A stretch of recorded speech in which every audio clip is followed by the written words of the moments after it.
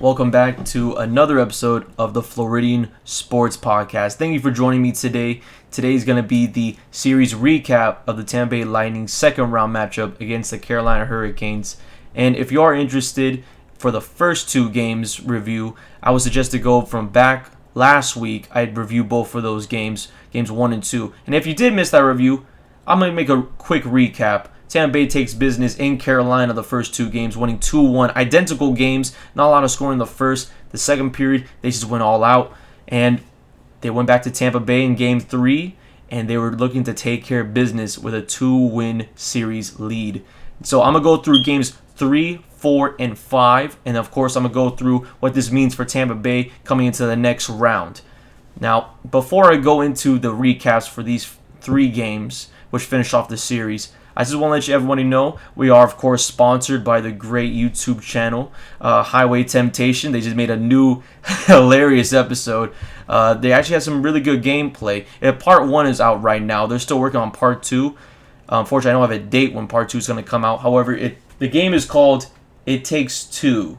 It Takes Two. That Part 1 of that new episode that they're doing a little series is about a divorced couple and a child with like a really weird voodoo doll. I'm not too positive what's it really about, but I would suggest to check it out because they make the fun out of anything, and they're just entertainment just to watch.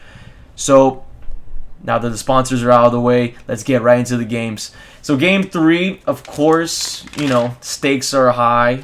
Carolina, if they lose this one, they're down 3-0. And if you're down 3-0, that's a death sentence. That's a death penalty in any sport you want to think of. So they have to respond. And unfortunately, like the first two games, no one responds quick. The first period, no goals at all. A couple of chances here and there, but really nothing to really get yourself out of the seat. You could get your popcorn, get your McDonald's, Uber Eats, whatever you want. Second period comes in, however, Carolina, they wake up. Within a 3-minute span, they scored 2 goals. The first goal coming in within the first 6 minutes. Straight off the notes here, I'm going to try to do my best on these names. And, of course, as I always say with hockey, I do apologize with some of these names. Brett Pace scores off Andrei Sevizkiv assist. Now, obviously, I kind of butchered that name. I'm not too good with names. However, Brett, he gets it started for Carolina. Carolina has their first lead in this game, and they build off of the lead.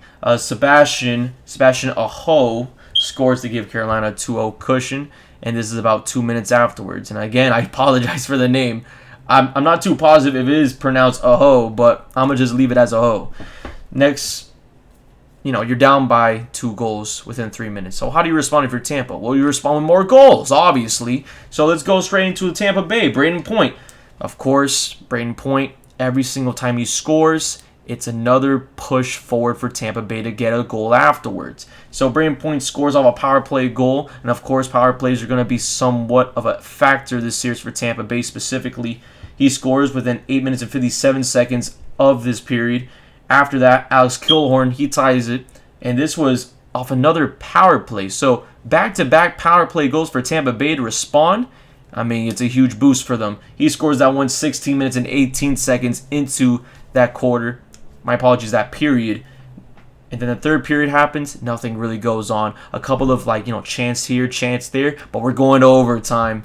And this overtime, it didn't go Tampa Bay's way. Unfortunately, Carolina, they do score within the first 6 minutes. Specifically 5 minutes and 57 seconds. We have Jordan Staal, really the guy that you really go out to sell the jerseys for. He scores it for Carolina, and they get their first win of this series and steal one in Tampa Bay. So no home ice advantage yet for any of these teams. Not a single home win. However, that's going to change a little bit in Game 4. And before I go Game 4, I'm just going to go straight to the notes here because I thought something was really interesting about this. We're talking about power plays opportunities. Tampa Bay had 3 opportunities on power plays. They scored on 2 of them. Carolina, 1 and 2. 1 and 2. And that one, actually, to mention, was the Jordan Staal power play in that overtime. So, how the Florida Panthers and the Tampa Bay Lightning series was, it just might be the same. Power plays are a huge factor when you're Tampa Bay and you're trying to get into games. they're also a huge factor if you're Tampa Bay and your special teams isn't really picking up anything, because if Carolina goes on a power play the majority of the game, I mean, they're at least scoring 50% of those opportunities on Tampa Bay. There's no doubt in my mind. However, Game 4, it's a little bit of a different story. Power plays, of course, are in this game, but the goals in this game alone, in the second period alone, it's a wildfire game. It's the most explosive game out of this entire series. Tampa Bay wins this one. First win at a home ice. Actually, it is the only win on home ice for any of the teams. Tampa Bay winning in Game 4, 6-4 against Carolina. And I'm just going to go straight to the goals right now by the notes. Brayden Point, as I said before, when he starts off, everybody starts off. Brayden Point, he scores, and 14 minutes, 24 seconds. So it's kind of late in that period. However, we're not really talking about the first period. If you're looking at the stat sheet or anything of the score summary, you're looking at the second period. This second period is riddled with goals. I'm going to describe the first 10 minutes, and then I'm going to compare with the last 10 minutes of this period. I want to see how you feel about this. And again, I apologize for the names. Carolina, Teuvo Teravainen? I'm going to call him Tev. Tev, he scores and equalizes it 4 minutes and 30 seconds into the first period. And guess what? Carolina, they're not done there. Jesper Fassi scores. And actually, it's his first playoff score in the entire playoffs, which is pretty huge for Carolina. At least they have somebody working at least to do something. Can't just be Jordan Staal. Just be a hoe. Never be a hoe. It has to be somebody new. And he wasn't the only person there in this game for Carolina that scored their first ever playoff goal for this year's playoffs. We also had another one being Jacob Slavin. He scored as well. However, that's later on in the period. So let's go past it right now. Tav, he scores. Next thing you know, Jesper scores. And Jesper scores 5 minutes and 9 seconds in this period. So within less than a minute, you have 2 back-to-back goals for Carolina. Does Tampa Bay respond? Of course they do. It's Tampa Bay. Steven Stamkos, he scores, of course. And this is going to be off, as I said before, power play. Another power play goal. And this will equalize it so far. And this is 9 minutes and 54 seconds into the period. It's already a huge 2-2 game. Very excited. Goals back-to-back. 3 goals in the first 10 minutes of the period. So it's already getting too excited. And guess what happens? There's more coming at it. Carolina, they respond with a hammer. Dougie Hamilton, he scores to regain Carolina's lead. They're up 3-2 right now. That was within 10 minutes and 35 seconds. Jacob Slavin, as I said before, first goal in this year's playoffs. And that was about 2 minutes later, 12 minutes and 41 seconds into the period. So Carolina retakes the lead. And, Tampa being down 4-2, they don't like being down after the second period. So they have to fix that. And they do. They do. They really, I don't even know how they do it, because this Tampa Bay team, when they're hot, they're hot. When you thought Carolina came with a freaking sledgehammer for those 2 goals unanswered, these guys came with nukes. These guys came with weapons. And speaking of weapons, a weapon scored on this next one. Nikita Kucherov, he scores off another power play to get us started. 14 minutes and 38 seconds into that period. Tyler Johnson follows through. He scores to tie it 4-4, 17 minutes and 10 seconds into the period. And then Steven Stamkos, second goal of the day, and another one off a power play. Watch out for those power plays. He makes the lead 5-4 for Tampa, and it's the first lead ever since the first period that they get for Tampa Bay. And that's 19 and 37.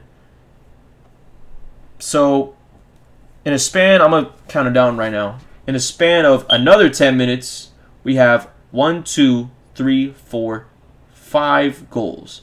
5 goals within a span of 10 minutes between the two teams. And a total of 1, 2, 3, 4, 5, 6, 7, 8, count them, 8 goals between the two teams in one period. Now, I haven't been paying attention to the rest of the playoffs because I'm more of the Floridian guy, but I can guarantee you that's the most goals in a period between two teams in this playoff so far. I can guarantee you that. I don't even need to look at a stature, like a stat or a statistic or a scientist to tell me that, it's impossible that it's 8 goals in a period between two teams. I mean, Tampa Bay, they did their job at the end. Carolina, you can only ask for so much. You make 3 goals in a period. I mean, who would expect for Tampa Bay to score, 4? Wait, even 4? 1, 2, 3, 4. Yeah, 4. They scored 4. I mean, Tampa Bay, what is going on? You're just letting these guys have you're letting them have a little bit of a sunlight at the end of the tunnel just to close it at the end.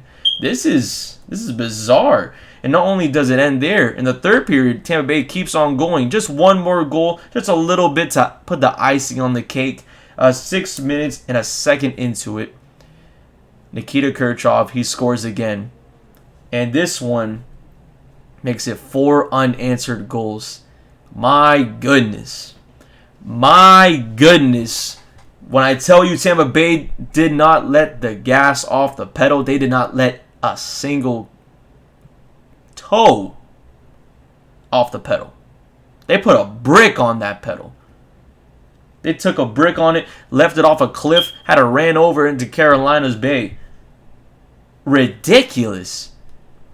And looking at the notes right now, we're talking about 2 scores for Tampa Bay, scoring 2 goals each. And Stamkos, I believe, 2 goals in this game. He has a total of 5 goals overall at this point in the playoffs. 5 goals in the playoffs, and 2 of them come in this one game? It's bizarre. Stamkos, he gets the first star just because of it. Kucherov, he follows him as well, getting the second star out of the 3 stars so far in this game. And even though, sure, there's a lot of goals, but you would never tell by looking at the shot count. We're talking about 26 for Tampa, 25 for Carolina in overall shots for each team. And as identical as it looks like, it just feels like if you're looking at a 6-4 scoreboard, you're expecting 40 shots for one team and then 50 for the other. So it's pretty bizarre how effective both of these teams were. But Tampa Bay, of course, they take advantage of those power plays, and they definitely did. They went 50% from the power play. They went 3-6. Carolina, 0-2. They didn't take care of their job as they did last game. I expected them to be a little bit more, efficient on the power plays, but they didn't really get a lot of chances. Only 2 opportunities on the power play. You can't really do much with just 2. It's either that the door opens, you have to go through it, or it just shuts on you. So, also, one thing I want to mention, because you're going to see this in Game 5.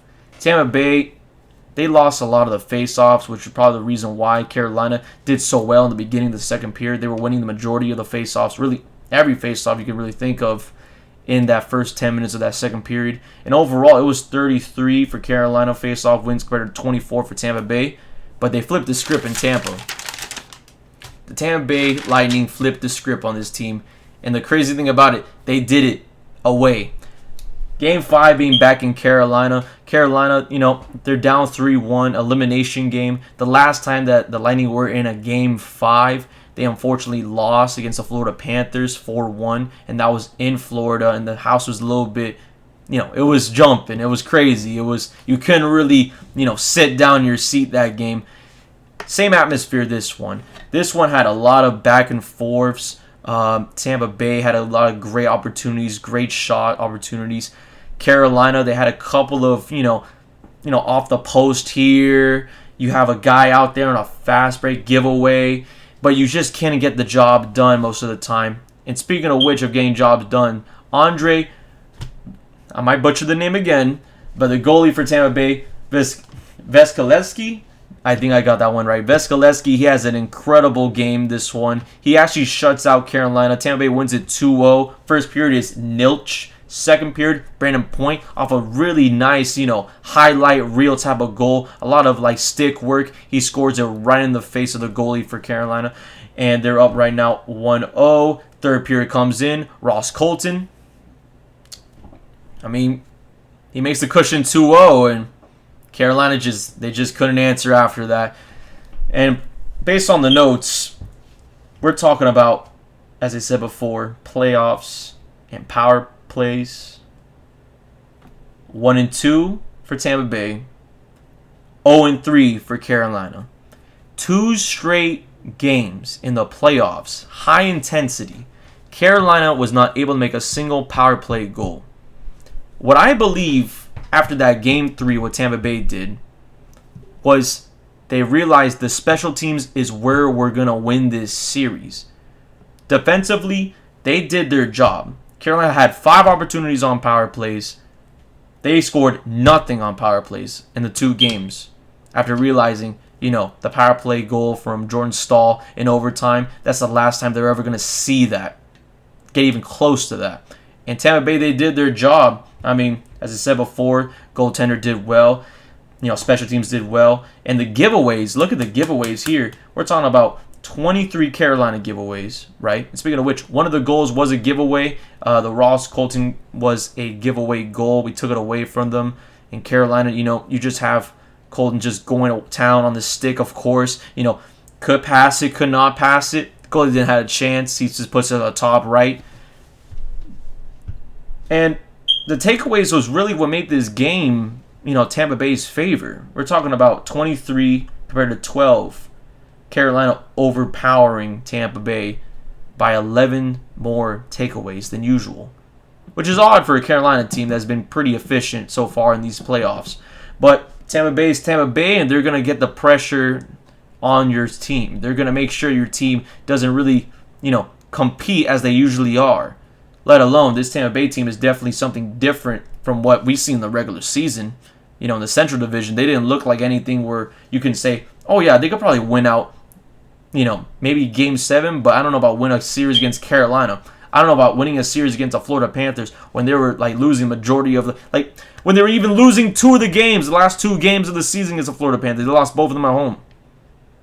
This Tampa Bay team does not care. This Tampa Bay team will get the job done no matter what it costs.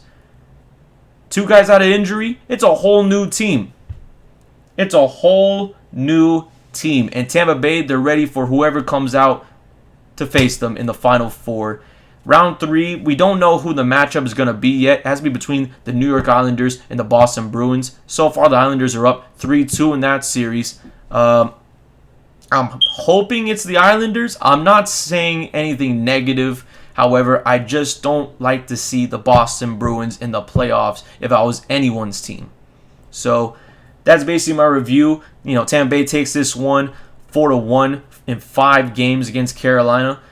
And I hope to see you again tomorrow. We're going to have, of course, the week recap for all the Floridian teams. I'm going to talk a little bit about the Marlins. I'm going to talk a little bit about Tampa Bay. And, Tampa Bay is always going to be a good team to cover, a good city to cover for the Lightning. And then, of course, for Tampa Bay Rays, still winning and still showing out. So I hope to see you tomorrow. And I hope you guys have a great night. And please leave a like or follow and leave any comment you like. Thank you.